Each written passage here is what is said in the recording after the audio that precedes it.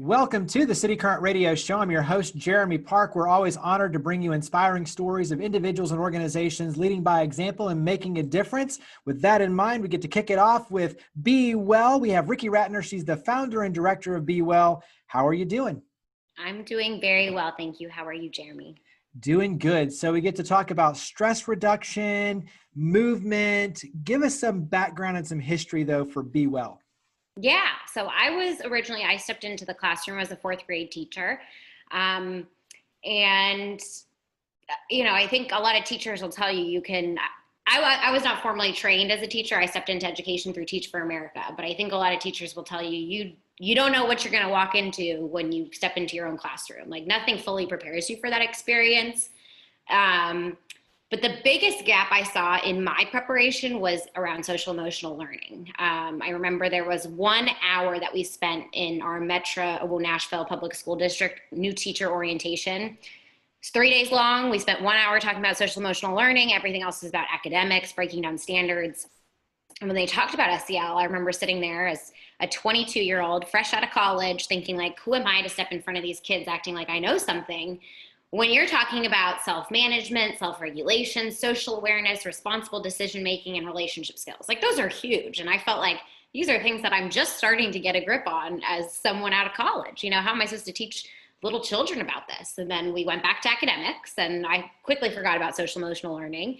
But then you step into your classroom, and social emotional needs are so real. And this is before we had this pandemic and a lot of hatred and racism come out in our country. But nonetheless, social emotional needs were very obvious when I stepped into my classroom. Kids had real things going on inside and outside of the classroom that we couldn't ignore. And we knew were happening, but it seems like we didn't have the resources in place to address their needs. So I went in with the attitude a lot of teachers have. It's like, we don't have time to waste academics. But that quickly became clear that that wasn't going to work. I needed to help my students develop tools to manage their emotions, to manage stress, to manage anxiety, and to manage I was teaching in North Nashville where a lot of my students were managing homelessness, neglect, abuse, and those are real things we can't ignore. Those impact their learning, they impact their brain and body development. And so I was like, how can I help my students? Well, I use yoga and meditation in my own life. And so I started dabbling with those things in my classroom.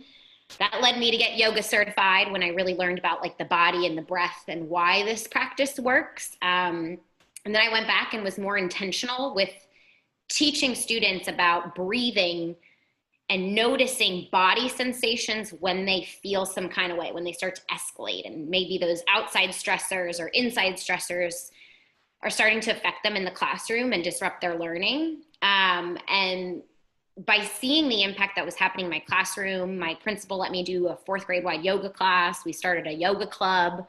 And then I had parents coming to me that I'd never even met before saying, are you Miss Rattner? You've got my baby breathing. And they're coming home and they're making me breathe. And then I was like, there's something really powerful to this. It's not just when you give a student or a young person the power to feel their heart rate slow down and they did that themselves, it's not an argument anymore. A kid doesn't want to flip a chair. They don't want to say obscene things. They don't want to rip apart their work. But sometimes that's all they know how to do. And so it's really powerful once you see kids kind of tap into this and then share it with the people they love as well. So that's kind of how it all started. That's the foundation. And then walk us through now, because this is a full-on program with structure, virtual summer camps, working with organizations outside of even the classroom. So talk about kind of the scalability now with this. Yeah. So when I had this idea, it was kind of when Metro was going through this shift of we want to get away from suspension and expulsion, but you heard teachers being like, you can't get rid of all of that and put nothing else in place, because then kids are just going to realize they can get away with whatever. And that's not what we want. And that's not what kids want. It's not productive. It's not our goal. And so I was like, what if this could be greater? What if this could be something that every school had? So I reconnected with some people in my network, and that led me to Dr. Gibbs at Warner Arts Magnet Elementary School. And he was looking for ways to support the whole child, to address this like escalating from in 30 seconds, a kid is a whole different child. Like, what is happening there? And I said, give me space, give me data, and we want to try this out. I have an idea. So basically what we do is we have a classroom that's dedicated. It's called the BeWell room. And that's a very crucial piece of our curriculum, but it starts before that. We train teachers. We need teachers to be looking through the lens of what is the need. When a child acts some kind of way, what is the need that child is trying to communicate? It's not they're being defiant. It's not they're not being obedient or compliant. That's not really what we want to invoke in our students. We want them to feel empowered and them to feel like they have the resources they need in the school to take care of themselves. So part of the BeWell room is that students have the ability to self-refer or be referred by a teacher, but it's always a choice to go to the BeWell room. It is not, you are not forced. There is still the dean's office, there's still the principal's office. But if you make the choice to come to the BeWell room, to enter respectfully, to find your space, to take your 7 deep breaths, and to pick your mode of calming down and regulating, we got that for you. We got it. You got that safe space. But that definitely took some shifting in mindsets for teachers. But because Dr. Gibbs was so on board and we were completely aligned, he kept pushing the narrative of, hey, this is a resource. This is a space where our students get to take care of themselves and learning gets to keep happening in the classroom. And because of that strong leadership, teachers felt confident in saying, I can let a child leave for 15 to 30 minutes and get what they need, and I'm going to keep teaching. And that's not seen as anything bad by my principal, right? You know, he said, like, if I come in and I'm doing an observation and there's something that happens and we're not giving the option of the BeWell room, that's not what I want to see. You know, we have this resource, let's use it.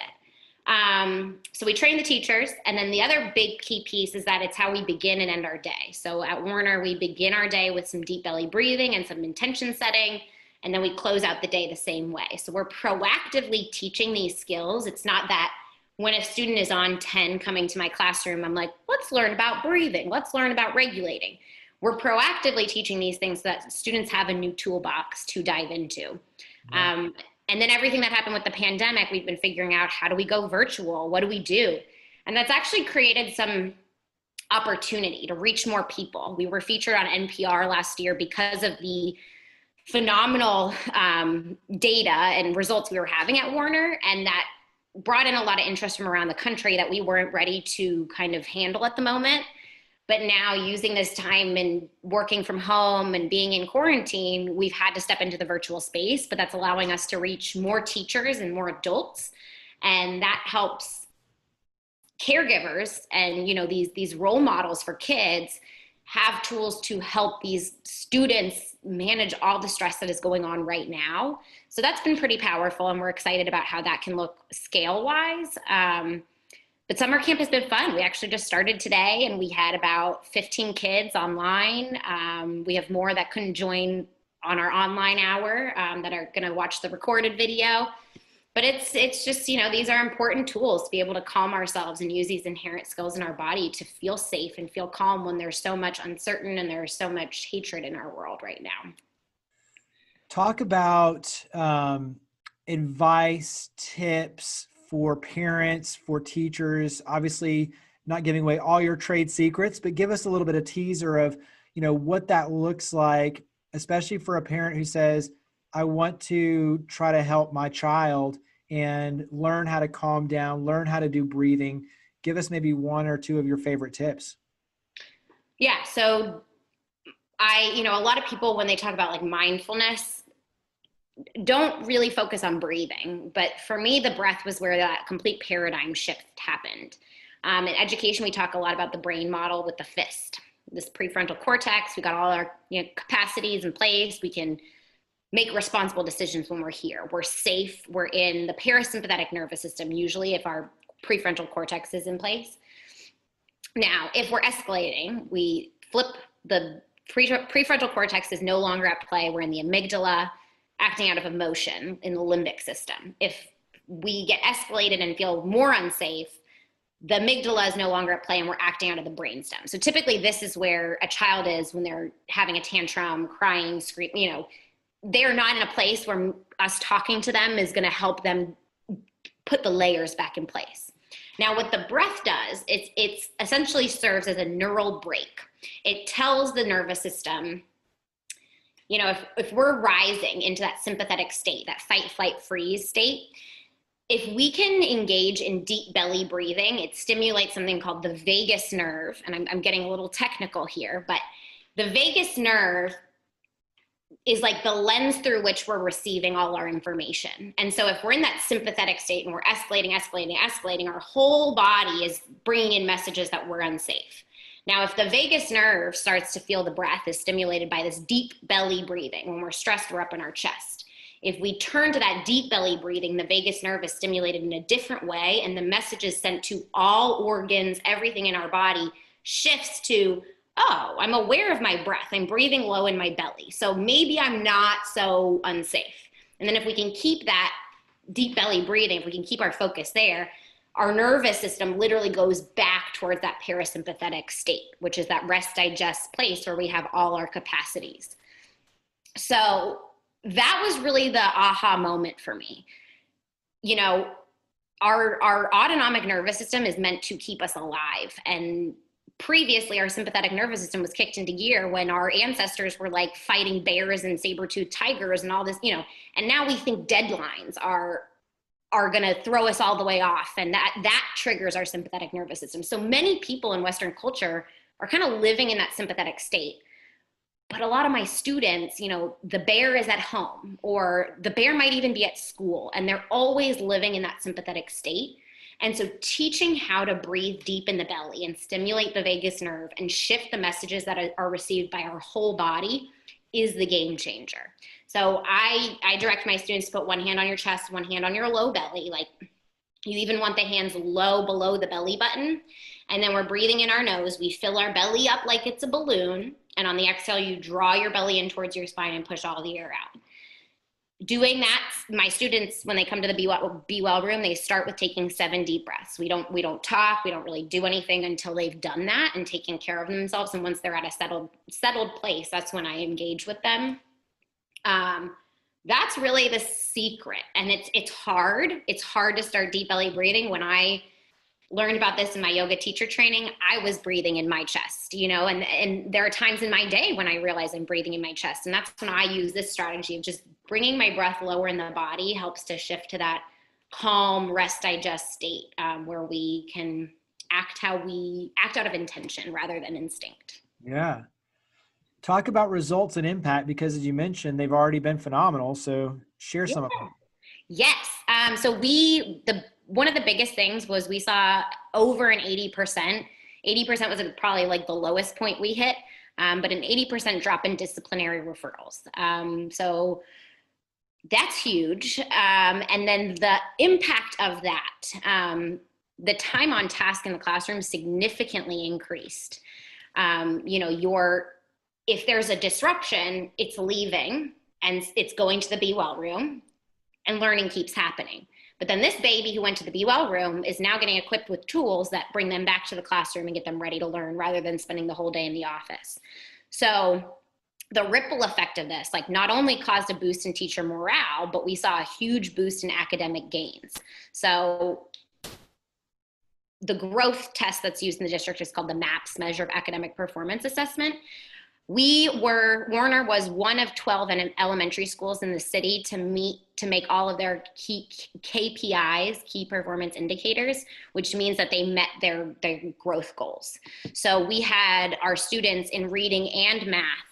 We were one of 12 elementary schools in the district to have met both those reading and math goals. Now, more significant than that, we led the district. We were the #1 elementary school out of the 77 elementary schools in the district we had the most growth in math. 78.9% of our students exceeded or met their growth goals. And that's huge. That's, you know, our school year was disrupted, so we didn't have the chance to take TCAP, but this was the first time in a very long time that Warner was projected to test off the priority list. And so, you know, you just think of I think the number is 288 students came to the BeWell room. So you think of 288 times, there could have been a disciplinary referral, there could have been a disruption that impacted everybody's learning. But instead there was a proactive, effective intervention in place for students to get what they needed and be successful in and out of school. Yeah. Talk about how we can help, and then obviously where we go to find you. So website, social media, phone number. So how do we help and where do we go to help? Yes. So our website has lots of information on that. Our social media is very active. BeWell in School, Twitter, Instagram, Facebook. Our website is bewellinschool.org. So pretty simple, just links to get to.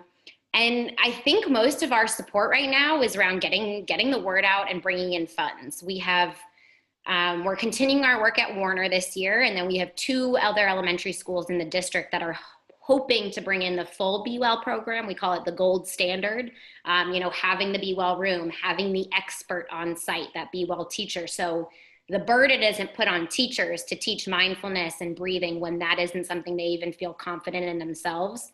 I think that's maybe the pitfall you see in some of these like online programs, or when you just drop a curriculum in a teacher's lap, they're like, I got all this other stuff to teach. This is not my strong suit. I don't even feel confident breathing myself. Like the kids are just going to see this as me trying something that I don't even believe in. So I think having that expert in the building is so important. But our mission has always been not to take away resources from schools. So we try to fundraise at least half of the teacher's salary. But when you think of that, that is impacting a whole school community. So you're impacting 30 to 50 teachers, 300 to 500 students through this one individual. And then that trickles out and it's affecting the whole community. Like I said, you have the kids taking this to their families and it bleeds out. And, we really believe that having BeWell in schools impacts not only that school community, but also the surrounding community. So I think more people supporting BeWell, fundraising on our behalf, donating to the cause, that's what we need at this moment to grow this work. I think there's a lot of demand for it, and especially after the circumstances that our whole world has faced. This was a collective experience, and everybody has been thrown off their routine. And I think sometimes we forget that kids really feel that. And just simply going back to school and expecting, I think about going back to school for 8 hours a day. That's very different than what I've been doing for the past 3-4 months. So that is going to be really different for kids. And we need to think about that. And we need to be proactively putting attention towards social emotional needs, because a lot happened, a lot is happening, and we need to create space for students and teachers to process and feel. Learning, academics, getting back to our standards cannot be the prime focus when we return. And we need our community support in reaching more schools, reaching more teachers, and reaching more communities. Well, make sure everyone check out BeWellinschool.org. Riki, thank you for all you do and for coming on the show. Yeah, thank you so much, Jeremy. This has been great.